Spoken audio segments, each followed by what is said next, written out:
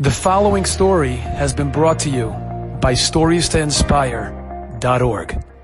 It's very well known that Rabbi Shlomo Zalman Auerbach was known as the Tzaddik Yisod Olam. He was a Gaon in Torah, Mitzvot, Masim Tovim, but most importantly, in making people feel like $1,000,000.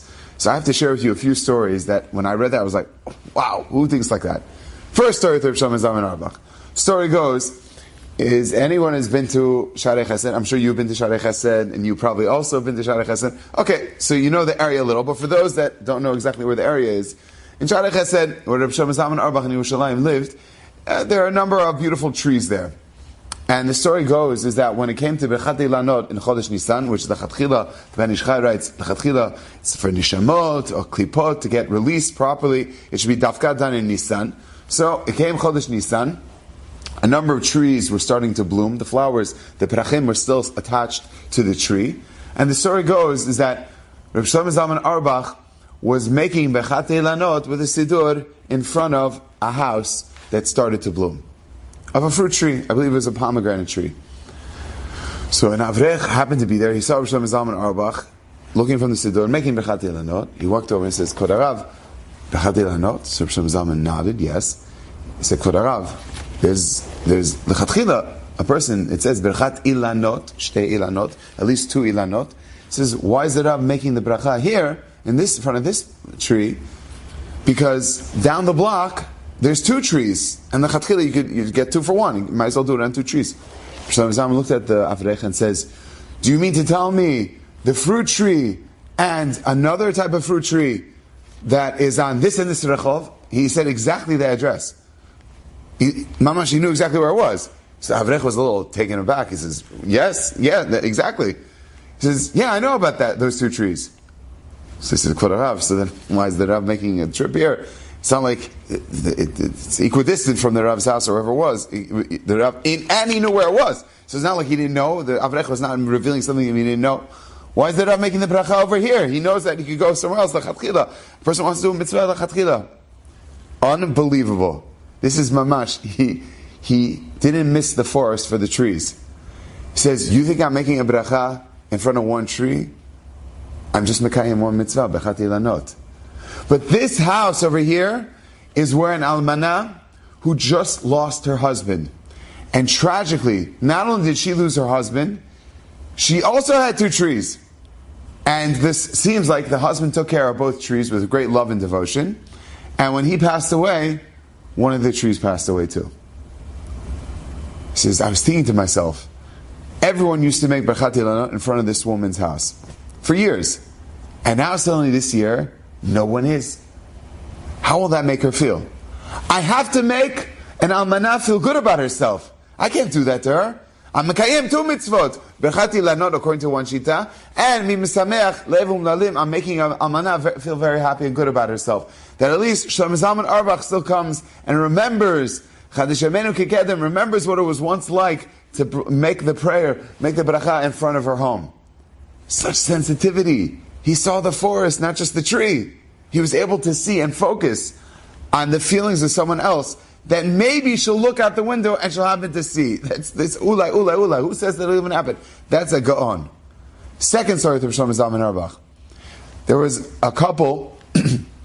Many people have the custom that when they're walking on the chuppah, the shoshvinim, that's brought down from the Midrash, Zohar as well, that the reason why we have, and they call it in Yiddish, an unterfir, someone who escorts and walks down the chatan v'kala. Different people have different minhagim. Some people have that the parents of the chatan or the parents of the kala, they walk down, or it's the male for male, female for female. That in itself might be a debate in families, like a ketubah Torah Tigra. There's no ketubah that doesn't have a fight. Some people says suddenly when each one tries to thrust their family minhagim, that is a very big source of contention. What do you mean? I need to walk down with my child. How can you deny me of that right? And some people say, but that we have to do it for the family, for the sake of shalom. Just food for thought for you to think about, for everyone to understand where there might be a source of contention. You're not thinking about shidduchim yet, but Bezat Hashem soon it will happen. The point is, when it came to shoshvinim, when it came to these people who were the unterfirs, the people who were escorting and walking down the chatan v'kala, so there's a minhag, it's brought down to Amen Minhagim, that people carry candles. Why? So it says, because the pasuk tells us, Ner Hashem nishmat adam. that the light of a person is their neshama.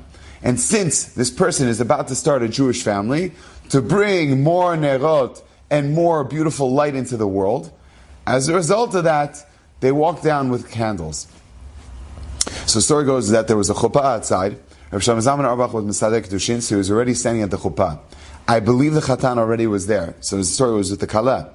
Now most people, they're very holy people, they don't look up. Kala is walking, and it's Nilut, I'm not going to look up. Try to shield their eyes. Beautiful, that's amazing. Rabbi Zalman Auerbach obviously was doing that. He was not looking as the Kala was coming down. And suddenly he hears, "Oi!" He hears people. Immediately he looks up. What's happening?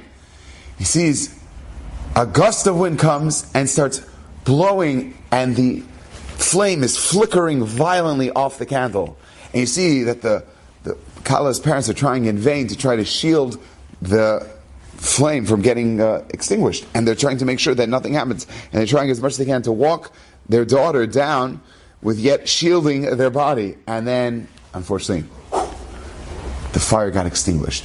Rabbi Zalman Auerbach, without a moment's notice, he wasn't a young man, he jumped off of the stage, ran down, and went directly to the mother of the Kala and said, "Don't worry, it's just a candle.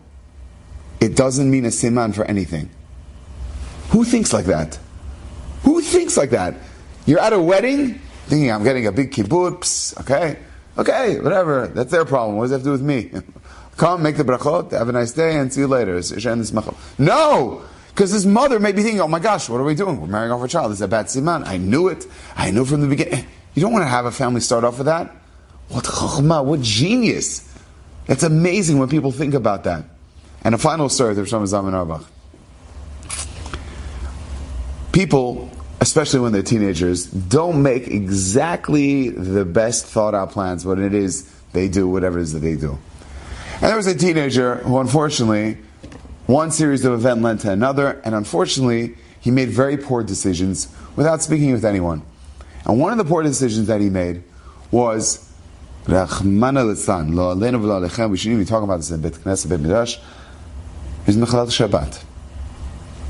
First it started B'tzina, and then ultimately, he left the yeshiva on Shabbat in a taxi to go to the beach.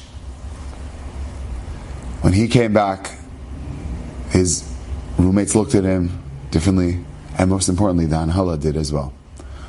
In Yeshiva Kol Torah, which is where Rabbi Zalman was a Rosh Yeshiva as well, this is where the story took place. They didn't know what to do. The Anhala was wondering, what are they going to do? A person was only Mechalel Shabbat.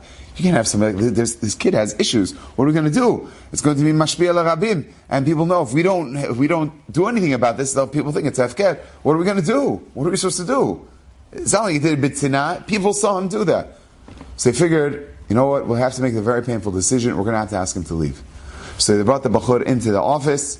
The Analei Yeshiva with Rabbi Zalman not there. That's the key, you'll see why. They told him, "We're really sorry, but unfortunately due to the fact that you did this, the Rabbim, people saw you get in the car on Shabbat, you have to leave the Yeshiva. This is not for you." Okay. Rabbi Zalman Auerbach used to take a special ride or a lift. I'm not exactly sure what it was. Maybe it was a bus. I don't know what it was. The point was that Rabbi Zalman pulled up to Yeshiva as this Bachur was leaving with his suitcases ready to leave and get picked up and leave the Yeshiva, probably forever. As he's there, Rabbi Zalman dismounted from the car or from the bus or wherever it was, and he sees the Bachur standing there. He says, "Aren't you going to shiur now?" He says, "Korav, I'm not in yeshiva anymore." "What do you mean you're not in yeshiva? What's that supposed to mean?" Now, keep in mind, he has a shiur of Bachurim waiting for him. He's got literally so many things to think of. People were sending she'elot to tshuvot from all over the world. He's thinking and learning, but he sees a Bachur standing in front of him. "What are you doing here? You're not supposed to be here." When you see something, say something. First one, Mechadesh, to do that. So he said, "What's going on over here? What are you doing here?" He says, "Kodarav, I'm really sorry, but I was Mechalel Shabbat." Now most people would have said, "Mechalel Shabbat." "Oh, what? Yeah, get out of here, what are you doing?" Rabbi Zalman grabbed his hand and says, "Tell me, when you were in that taxi, on your way out, where were you going?" He says, "I was going to the beach." "What was your feeling like when you were in the cab?" Now, no one in the Anhala asked him that. Rabbi Zalman was the first one to ask him that. What were you feeling like when you were in that cab? Said Shiva, tell you the truth, I felt awful. I was thinking to myself, what happened to me? What am I doing? Why am I even doing this? And I got out of the cab, I threw the money to the cab driver, I got out of the cab, I walked back to yeshiva, and that's when everyone saw me. Shlomo Zalman says, you had charata. You had regret for what you did. The action that you did was not really a chilul Shabbat, like we saw, this idea. When you're doing an action, what's the action you're doing? It looks like chilul Shabbat, but it's not chilul Shabbat, because with charata, come back with me, you're coming back in yeshiva. And Shlomo Zalman brought the bachur back in. He came to the they said, no, listen, that's very nice, but we have a yeshiva to run. You can't just bring one person. It's not a kiruv organization. What are you doing? Let him find his way, but not here. It's going to affect everyone. It's going to be a bad influence on people. Shlomo Zalman says he's not going to be a bad influence. The other way around. Influence him letov. Get him the best chavrutot.